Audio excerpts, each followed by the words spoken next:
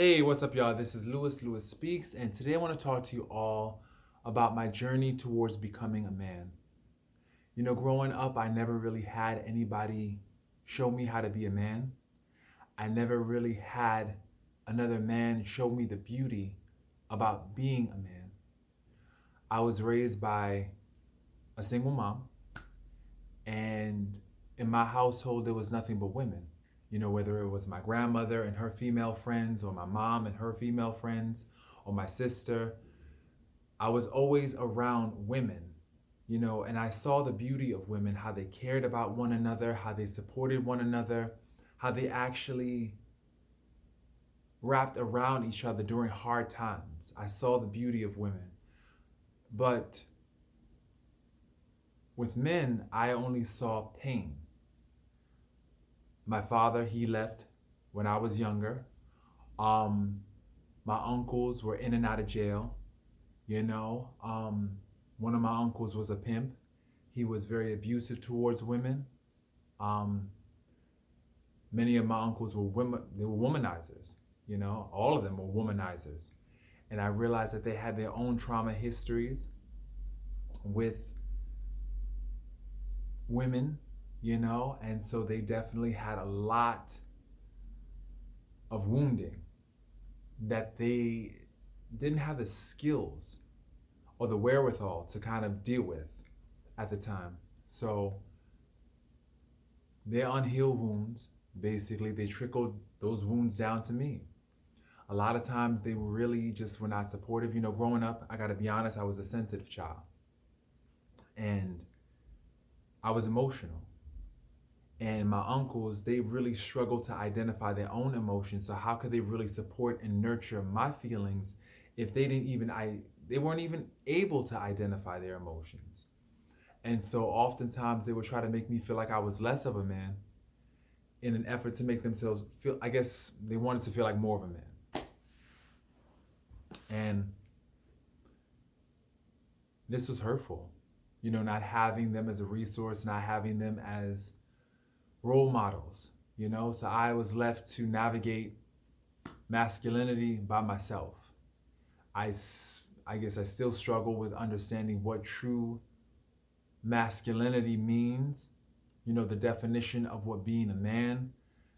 I'm still trying to put that together, but I realized that as a boy child, not having access to a positive male role model really just kind of derailed my development.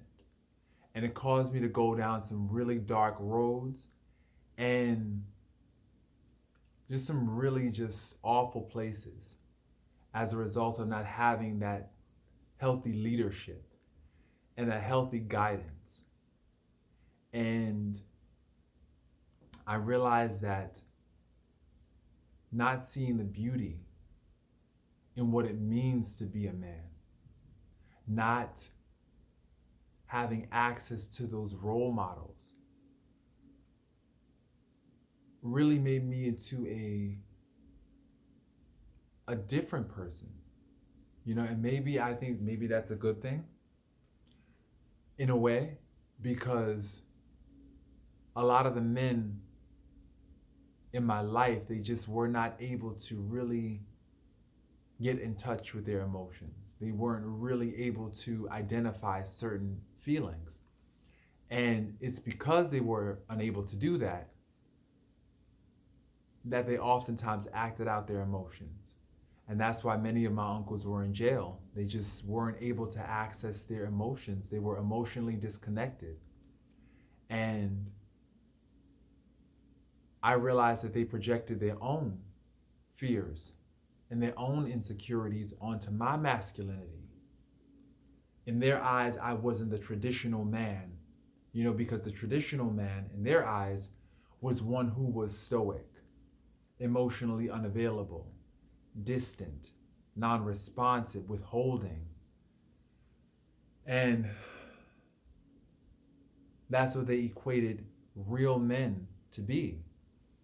And I realized that that definition was just so incomplete and just wrong. That definition was completely wrong. And so My journey on becoming a man involved me, for one, unpacking all the messages that I received about masculinity and what it meant to be a man. I had to unpack and just untangle all that confusion, and that's still an ongoing process for me. Because I think that when you're younger and you do have a healthy male role model, that is imprinted in your DNA. Watching the football games, the basketball games, the baseball games, going out and seeing, some of the guys run and, exercise their physical prowess, and you celebrating that, not seeing that as an intrusion. Because growing up, I was raised around women, and it seemed like my masculinity was an intrusion. Like it was something that was bothersome. And so I tried to tuck it and hide it. And I would even remember myself, peeing quietly in the bathroom, sometimes sitting down to pee, because I didn't want them to feel like I was this oppressive man, you know? And I would kind of silence my masculinity so that way it wouldn't be hurtful to them, because so many men came into their lives and hurt them. And I didn't want to be that man, but by silencing my masculinity, I did myself a disservice. I lost touch with that power, because being a man is power, and it's beautiful power. It's beautiful power that I have yet to fully tap into. But I think our society, even now, they demonize masculinity. They see it as toxic.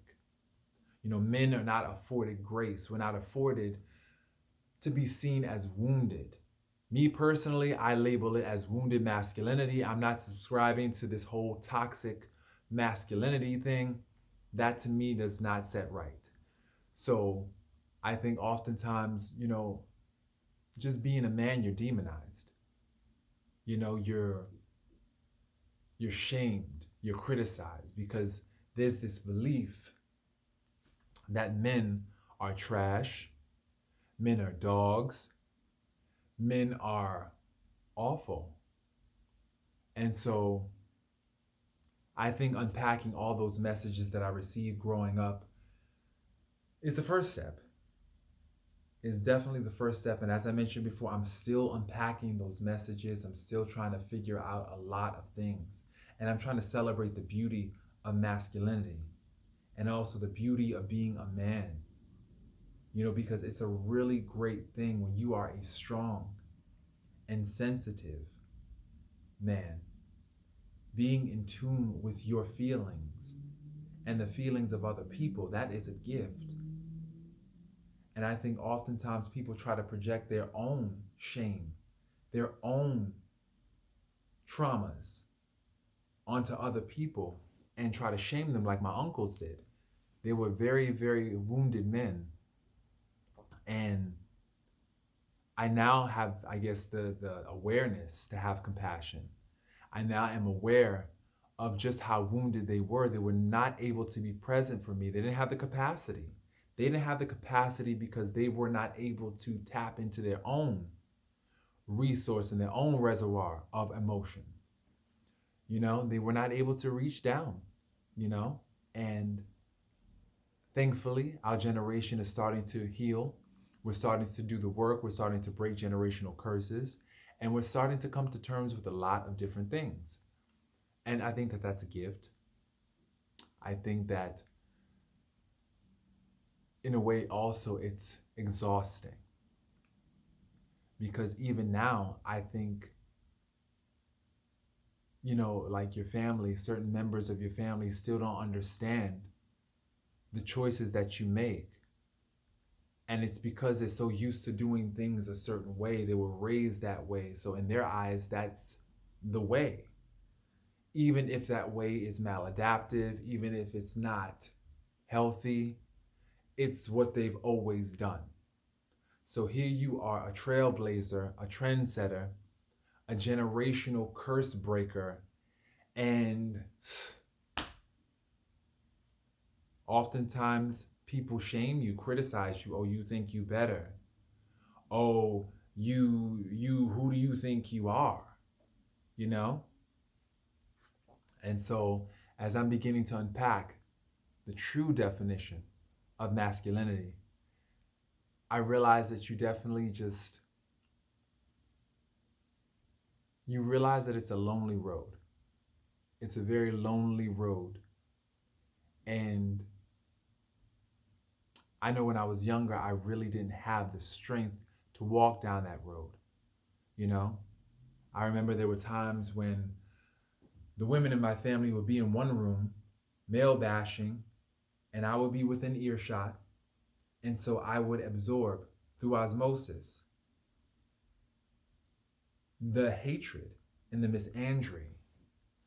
So it caused me also to denounce my own masculinity. I felt like, well, if men are like this, count me out.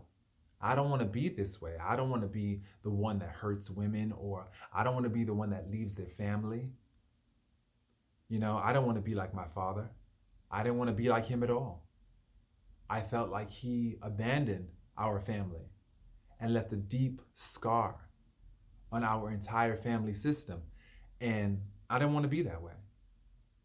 So if being a man meant leaving, if being a man meant cheating and womanizing and lying, well, then I don't want no part of it. So I kind of disassociated myself from masculinity for a minute, and I observed women and their mannerisms. And I took on those mannerisms. I used to have a limp wrist. I used to basically even my mannerisms were very feminine. And that's because I just didn't have that male role model. I didn't have a man that I admired. Growing up, I didn't admire any man. Not even the man in the mirror. And that's sad. And so now that I have a better understanding, I think that masculinity is beautiful when it's true and when it's honest and when it's not traditional in terms of this belief that men have to be stoic and men have to be unaffected and unemotional. I don't subscribe to that. I think that your emotions are something that's a gift, but my journey towards manhood has not been easy. It's been fraught with ups and downs, twists and turns. And I'm still trying to figure it out. I'm still navigating this treacherous terrain, because every day someone's trying to just create a new definition, like this new meaning of what it means to be a man. And I just can't. I don't subscribe to this world's definition of masculinity, you know? And I have to ask myself, if I was to build the perfect man, what would that man look like? That man would be sensitive. That man will be genuine. That man will be heartfelt. That man will be sincere. That man will be conscientious. That man will be disciplined. That man will be discerning, a man of discernment. That man will be a man of God. He will be spiritual. That man will be decisive. He will be decisive. He will know exactly what he wants and how to access it and how to get it. That man will be also strong. And everybody has a different definition of strength. But to me, strength is doing the hard parts. Not necessarily what you may want to do, but what is required. What's necessary to the furtherance of some goal. That to me is a strong person. Also a person that's able to deny the desires. And when I say that, I don't mean like repression or anything like to repress your desires. But no, you basically you don't fall in. Like you just don't, just fall into your desires and let them take over you. No, you have control. You are just controlled. You have control. You are definitely controlled. And this is self. You have self-control, you know? I think also I'll put love. A lot of us men don't really know how to love. We don't know how to show love in a way that doesn't make us look weak. And I think that men are so afraid of looking weak and vulnerable that they oftentimes project this image and they suffocate under this image. They die trying to uphold this image of masculinity that's false. It's a false definition that we all try to maintain. But you know something? A real man knows how to show love, knows how to hold space. My uncles, they never held space for me. They didn't have the capacity to hold space because they were so busy trying to maintain this image of masculinity. They were so busy trying to posture and, have this swagger. But that wasn't really who they are or who they were. That was not who they were. They were just wounded men, wounded boys trapped in men's bodies. And that's a lot of men today. They're just wounded boys trapped in men's bodies. And so I offer them grace, I offer them understanding and compassion, because I can only imagine growing up with these false definitions of masculinity just transmitted from one generation to the next generation to the next. You have got to be a cycle breaker. And with me, I'm starting with me. I break the cycle. I want to build the perfect man according to my own definition, according to those ingredients that I mentioned earlier. I want to learn how to show love and give love and receive love. Oftentimes men, they struggle to receive love. They have so many good women trying to love on them good, and they're just not able to receive it because there's something broken within them, And that's what I realized also. You need to fix what's broken within you, because if you don't fix what's broken within you, you'll never be able to receive your blessings. If you don't fix the holes that are deep within your soul, a person could keep on pouring into you and it just goes all out. It just goes all out because you haven't filled up that hole. I saw so many good women were trying to love my uncles, and they just kept on playing these women, playing them left and right, pimping them out. And it's just like, just seeing that, it was unfortunate, because also seeing how their lives ended up, they didn't end up in good shape,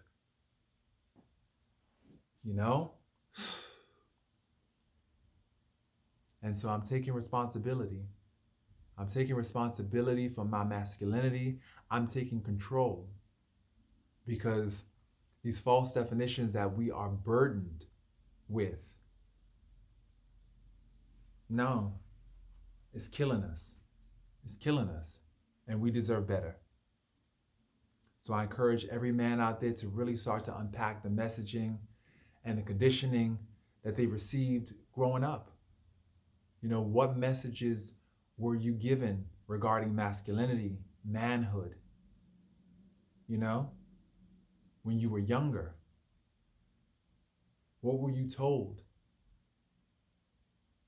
What were you told makes a real man? Were you even told anything? Or did you have to try to figure it out on your own like most men and most young boys? I feel like we're always left alone to try to figure out what being a real man is. And that is a very, very lonely proposition. And it's a very confusing time within the life of a boy. So I think that we, as young men, we really have got to be role models. We've got to, for one, get ourselves together. Fix the holes within our souls so that way we can give love and also receive love in return. And also just mentor. Once you have tried it, but you've gotten it together, mentor, provide that loving support to another young man. Don't leave these young men out here left to figure it out, because if you leave them out here, the streets will get them. Prisons will get them. The grave will get them. And I see that firsthand. There's so many of our young men and boys who are now incarcerated, who are in the ground, their lives just cut short, gone too soon, all because they didn't have a man protecting them. And you protect young boys, this is how you protect them. You protect them with information, you protect them with your presence. You protect them with your time, your investment. That's how you protect these young boys. And I think that that's crucial. Our boys need protection. And oftentimes they are unprotected. And when they're unprotected, they feel unsafe. And when they feel unsafe, they feel devalued. And when they don't value themselves, guess what happens? They become fair game for the streets, for drugs, for violence, for everything. And ultimately the grave. So it's time to break the cycle. It's time to find out exactly who we all are as men. Who are we as men? Who do we want to be as men? And begin to walk that path. So, hope this video was helpful. This video is intended for all young boys and men. Please, we have got to get it together. Begin to unpack your story and your journey. And then become a resource for someone else. So I hope that this was helpful. Definitely subscribe. If you like the video, definitely leave some comments, share it, and I hope that this is helpful. Peace, y'all.